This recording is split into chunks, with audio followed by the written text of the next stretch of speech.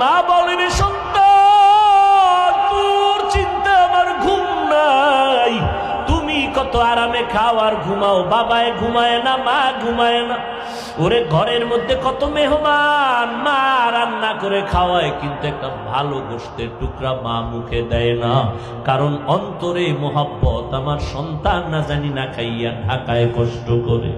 ও আল্লাহর বান্দারা, ওই মা বাবার জন্য নামাজ পড়িয়া দোয়া করো, আর মা বাবারে যখনই পারো একটু দোয়া চাইও যে মা তোমার দোয়ার কারণে আজ আমি চেয়ারে বসছি। ও যুবক, ওই মা বাবার দোয়ার কারণে তুমি পরীক্ষায় ভালো নাম্বার পেয়েছো, ওই মা বাবার দোয়ার কারণে চোখের পানির কারণে আজকে তুমি টাকা পয়সা বাড়ি গাড়ির মালিক।